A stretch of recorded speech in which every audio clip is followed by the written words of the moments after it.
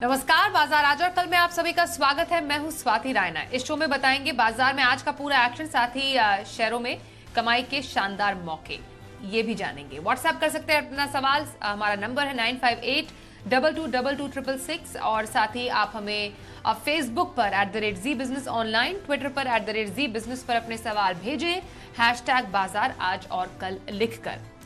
और आपकी कल की तैयारी कराने के लिए जी बिजनेस के मैनेजिंग एडिटर अनिल सिंघवी से जानेंगे बाजार पर स्ट्रैटेजी। और आज कौन से खास मेहमान हमारे साथ हैं उनका भी परिचय करा देते हैं।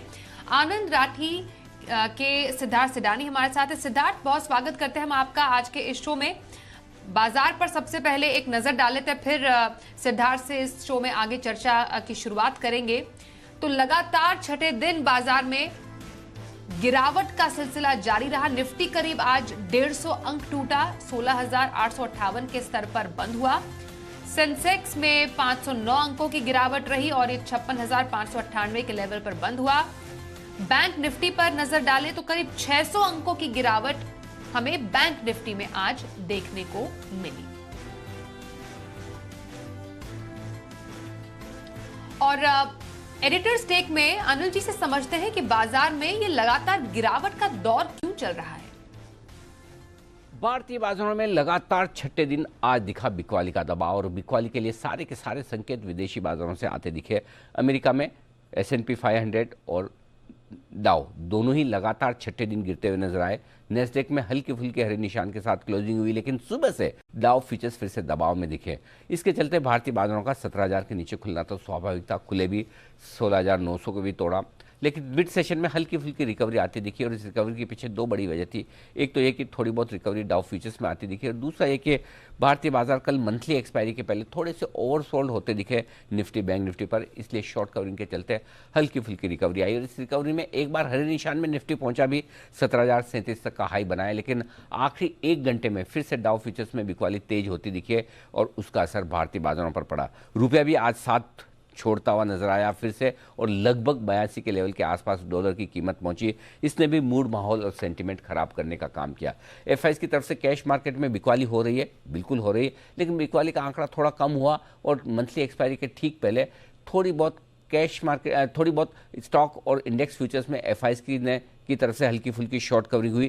कैश में बिकवाली के सामने हल्की फुल्की शॉर्ट कवरिंग की, और लोकल फंड्स ने अपनी खरीदारी की मात्रा बढ़ाई है, लेकिन ये सब भी बाजार को ज़्यादा सहारा दे नहीं पाए, क्योंकि जो तेजी करने वाले ट्रेडर्स है वो 17,000 के नीचे आने पर थोड़ा सा अनकंफर्टेबल हो रहे हैं। मंथली एक्सपायरी के पहले लॉन्ग पोजीशंस भी कट रही हैं, मार्क टू मार्केट मार्जिन्स भी आ रहे हैं। तो इन सब के बीच दिन के निचले स्तरों पर जाकर बंद होते दिखे बाजार 17,800 के बेहद करीब, माफ़ कीजिएगा 16,800 के बेहद करीब, और 37,750 के आसपास बंद हुए हम बैंक निफ्टी पर नुकसान के साथ। तो एक और कमजोरी वाला सेशन लगातार छठे दिन हमें देखने को मिला है। आइए अब सिद्धार्थ सिडानी से करते हैं बातचीत का सिलसिला शुरू। सिद्धार्थ, बाजार पर कुछ दबाव है, मुनाफा वसूली लगातार हम देख रहे हैं, एफआईआईस की बिकवाली भी लगातार जारी है। फिलहाल बाजार के कौन से लेवल आप एक्सपेक्ट कर रहे हैं? स्पेशली अब हम आरबीआई पॉलिसी की तरफ भी बढ़ रहे हैं। शुक्रवार को ज्यादा मुमकिन है कि आरबीआई दरें बढ़ाएं। अब ऐसे बाजार में स्ट्रैटेजी क्या रखने की सलाह देंगे आप? Good evening Swati. ऐसे बाजार में हम समझते हैं कि नीचे पे गिरावट पे अच्छे शेयरों पे टुकड़ों में खरीदारी करने की मेन स्ट्रेटेजी रहेगी। क्यों? आपने जैसे सही कहा, आरबीआई की पॉलिसी है और आरबीआई की पॉलिसी में 50 बेसिस पॉइंट तो गिवन है ब्याज दर बढ़ाने की, पर सबसे बड़ी चीज है कि कमेंट्री क्या रहेगी, रोड मैप क्या रहेगा।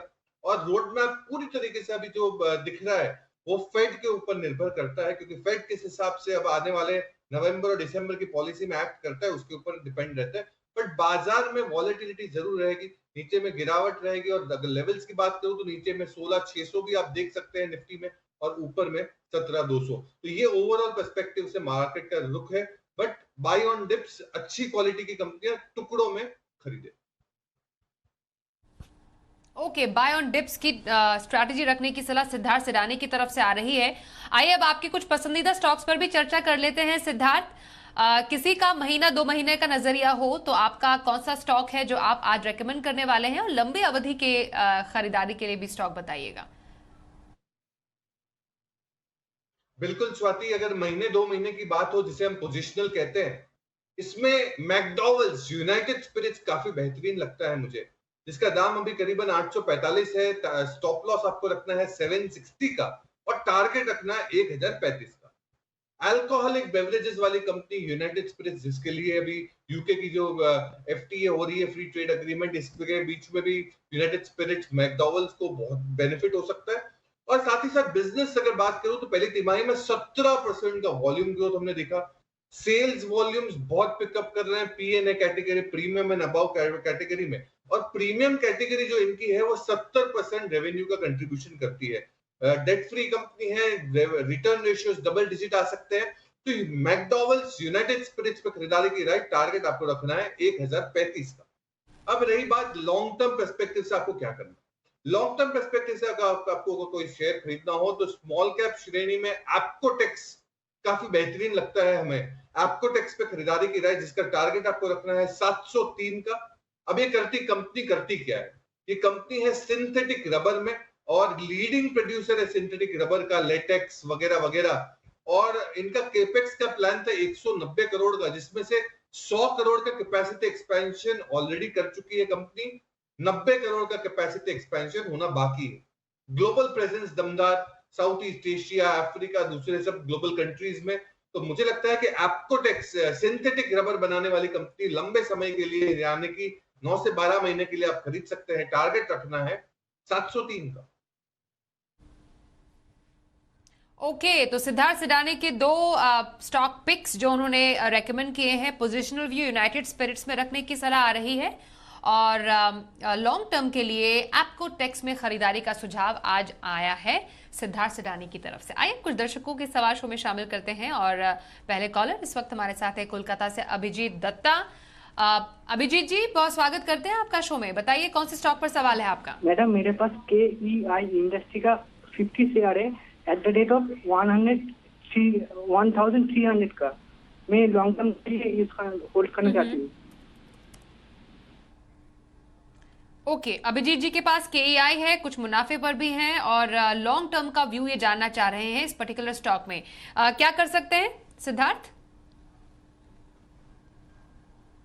देखिए, KEI इंडस्ट्रीज काफी बेहतरीन कंपनी है। In terms of wires cables की बात करूं तो मैं मानता हूं कि अच्छी कंपनी, अच्छा बिजनेस, वॉल्यूम्स ठीक ठाक आ रहे हैं और आने वाले समय में जिस हिसाब से हाउसिंग, अफोर्डेबल हाउसिंग में ग्रोथ देख रहे हैं, KEI इंडस्ट्रीज पे आपको बने रहने की सलाह। एटलीस्ट 3-4 महीने के लिए बने रहे, एक आध क्वार्टर का रिजल्ट देके उसके बाद हम कॉल लेंगे। ओके, बने रहे KEI इंडस्ट्रीज में सलाह आ रही है सिद्धार्थ सिडानी की। मध्य प्रदेश से धर्मेंद्र इस वक्त हमारे साथ है। धर्मेंद्र जी, स्वागत करते हैं शो में। बताइए कौन से स्टॉक पर सवाल है? मैम, मुझे जानकारी चाहिए थी कि सिप्ला के मेरे पास 100 शेयर हैं और 1100 की मेरी बाइंग है, तो लॉन्ग टर्म के लिए क्या व्यू रहेगा? ओके, सिप्ला पर लॉन्ग टर्म का व्यू जानना चाह रहे हैं धर्मेंद्र जी। हल्का नुकसान इन्हें है, पर स्ट्रैटेजी क्या रख सकते हैं ये लॉन्ग टर्म के लिए, बताइए। देखिए, सिप्ला रेस्पिरेटरी प्रोडक्ट्स में अव्वल नंबर की कंपनी है और ये काफी अच्छा चल चुकी है कोविड में भी। यहां से भी अगर आप लंबा समय रखे, 1 साल का पर्सपेक्टिव रखे, तो आपको बने रहना चाहिए। यही स्पेस में अगर मुझे जो सबसे ज्यादा पसंद है वो एपीआई बनाने वाली कंपनी, वो है डीवीज लैब। क्योंकि आज भारत 90% 80% इंपोर्ट करती है एपीआई, और अगर देश में कोई एपीआई बनाने वाली कंपनी हो वो है डीवीज लैब। तो अगर सिप्ला के साथ साथ आप अगर डीवीज लैब को भी ऐड करें तो आपको बेहतर रह सकता है आपके पोर्टफोलियो में। ओके, तो सिप्ला के साथ डीवीज लैब को पोर्टफोलियो में ऐड करने की सलाह आ रही है सिद्धार्थ सिडानी की। अगले कॉलर से बात करते हैं। मीरपुर से राजबीर सैनी हमारे साथ है। राजबीर जी, वेलकम। बताइए कौन से स्टॉक पर सवाल है? LIC पे मैडम जी। मेरे ओके, क्या लेवल्स हैं? 70, उसका 750 का एवरेज आ रहा जी मेरा। हेलो, अच्छा, हाँ बिल्कुल बिल्कुल सुन रहे हैं। और कब तक होल्ड कर सकते हैं? मैम, होल्ड तो मैं अभी काफी दिन से कर रखा, लगभग साल भर और होल्ड कर लूंगा जी। साल भर LIC पर नजरिया।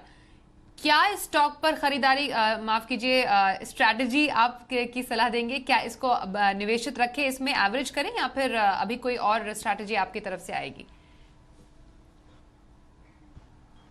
देखिए, एवरेज करने की सलाह नहीं रहेगी स्वाति। मैं मानता हूं कि आपने ले रखा है ऊपर के दाम पे, आपको बने रहना चाहिए।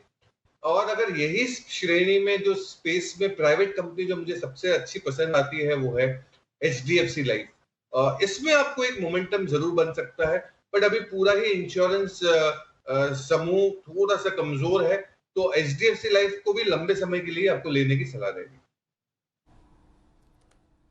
ओके, एचडीएफसी लाइफ में खरीदारी का मौका आप तलाश सकते हैं, ऐसा सिद्धार्थ सिडानी की तरफ से राय आ रही है आपके लिए। चलिए एक और कॉलर से बात करें। हमारे साथ बीकानेर से जगतार सिंह है। जगतार जी स्वागत करते हैं, बताइए आपका कौन से स्टॉक पर सवाल है? नमस्कार मैडम जी, मेरा चंबल 40 बड़ा है। ओके, और चंबल 40 बल के 100 शेयर है मेरे पास और 346 रुपए की खरीद है मैडम। हाँ। तो 1 साल तक रखने का इरादा है, तो आप बताइए मैम। ओके, फर्टिलाइजर स्टॉक में क्या व्यू है आपका सिद्धार्थ? स्पेशली चंबल फर्टिलाइजर, इसमें कुछ नुकसान इन्हें जरूर है, पर 1 साल के नजरिए के लिए क्या खास स्ट्रैटेजी इनको देंगे? देखिए, स्ट्रैटेजी चंबल फर्टिलाइजर की ये रहेगी कि आप एवरेज भी कर सकते हैं ये दामों पे। अच्छी कंपनी है, टर्न अराउंड हो सकती है, अच्छा बिजनेस हो सकता है, फर्टिलाइजर स्पेस अच्छा करता है। साथ ही साथ मुझे एक कंपनी ऐड करने बहुत जरूरी लगती है यहाँ पे, और वो है एग्रोकेमिकल। क्योंकि जुड़ा हुआ बिजनेस है एग्रोकेमिकल, एग्रीकल्चर से जुड़ा हुआ बिजनेस है यूपीएल। उसमें एक कंपनी जो मुझे बहुत पसंद आती है, निफ्टी 50 की कंपनी है, मजबूत बड़ी कंपनी, एक्सपोर्ट्स दमदार, ग्लोबल बिजनेस बहुत अच्छा, तो यूपीएल भी साथ साथ में आप ले सकते हैं। ओके, तो चंबल फर्टिलाइजर के साथ यूपीएल लिमिटेड में खरीदारी की सलाह। ये इसको एक ऐसा स्टॉक है एग्रोकेमिकल स्पेस का जिसको आप अपने पोर्टफोलियो में शामिल कर सकते हैं। ये राय रही हमारे एक और कॉलर के लिए। कानपुर से प्रभात कुमार हमारे साथ है, उनसे भी करते हैं बात। प्रभात जी स्वागत करते हैं, बताइए कौन से स्टॉक पर सवाल है आपका? मैम मेरे पास 2 स्टॉक हैं। एक मुझे पहले तो जानकारी लेनी है विप्रो पर, दूसरी अलेम्बिक फार्मा पर। ओके, और क्या विप्रो पर क्या है आपकी खरीद? कितने शेयर हैं? मैम विप्रो पर 530 है और मैं इन्वेस्टमेंट कर सकता हूं, तो क्या इस पर मैं करूं या स्टॉप लॉस लगा के निकलना ज्यादा बेहतर है? ओके, और एलेम्बिक फार्मा? और अलेम्बिक फार्मा मैम 830 का है, इसको भी मैं इन्वेस्टमेंट के लिए रोक सकता हूं। 830 का। ओके, विप्रो और एलेम्बिक फार्मा दोनों लंबी अवधि के नजरिए के स्टॉक, और हाल फिलहाल में तो विप्रो बहुत सुर्खियों में पर भी रहा सिद्धार्थ, लेकिन आप बताइए फिलहाल क्या करें एक आईटी स्टॉक में और एक फार्मा स्टॉक में? देखिए स्वाति, मुझे दोनों ही कंपनियों में बहुत ज्यादा एक्साइटमेंट नहीं दिखता है, स्पेशली विप्रो में।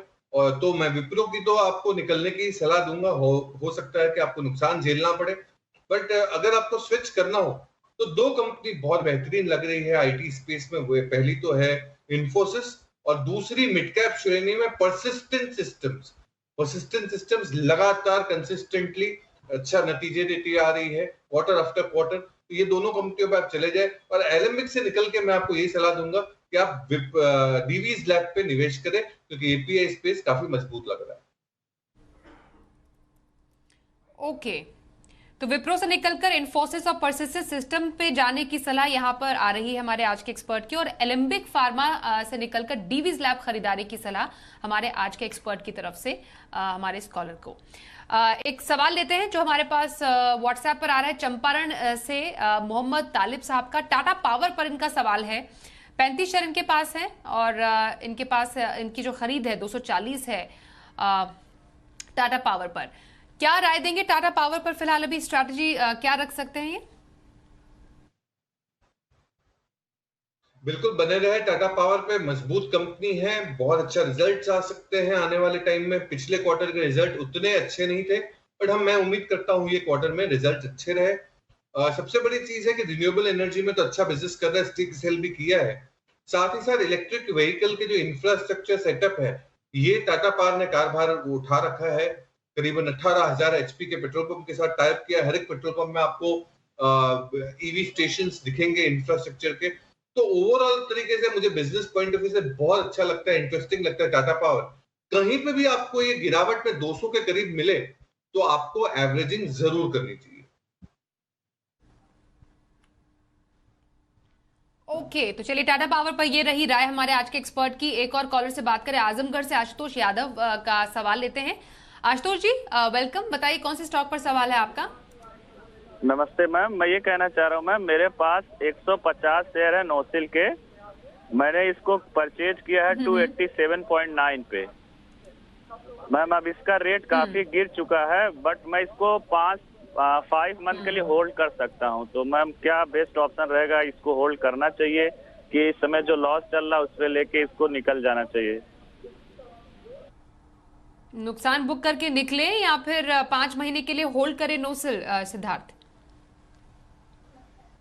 देखिए स्वाति, 5 महीने के लिए होल्ड करें, नुकसान मत बुक करिए। केमिकल स्पेस और ये नोसिल जो है वो रेबर केमिकल की one of the leading company है।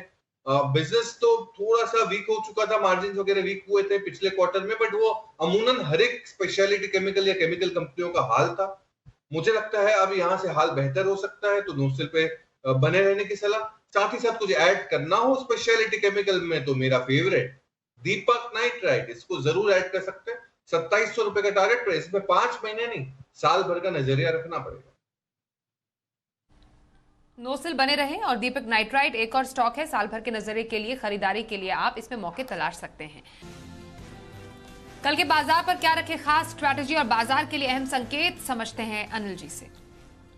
कल भारतीय बाजारों के लिए बड़ी अहमियत वाला दिन है, क्योंकि सितंबर सीरीज की मंथली एक्सपायरी का दिन है और मंथली एक्सपायरी में जाने के पहले मूड माहौल बड़ा ख़राब है।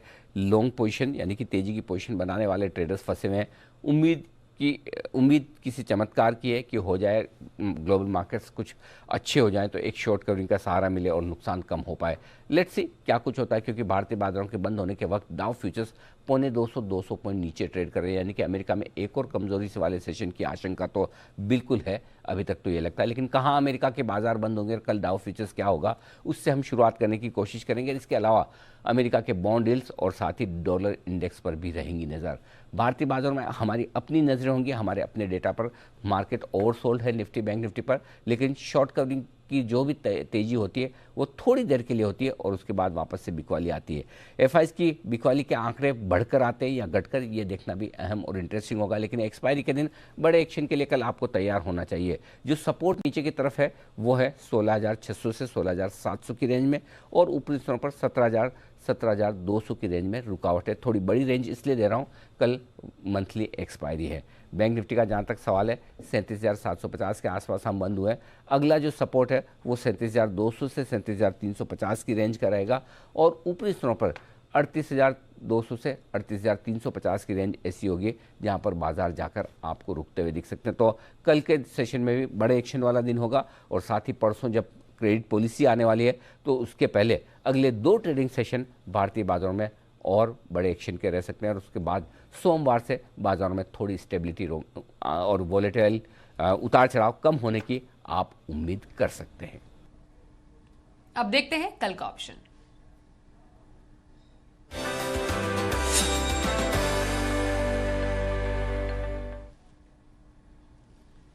मोतीलाल ओसवाल के चंदन तापड़िया का करते हैं शो में स्वागत। चंदन जी बताइए कल की ऑप्शन स्ट्रैटेजी कहां रखें?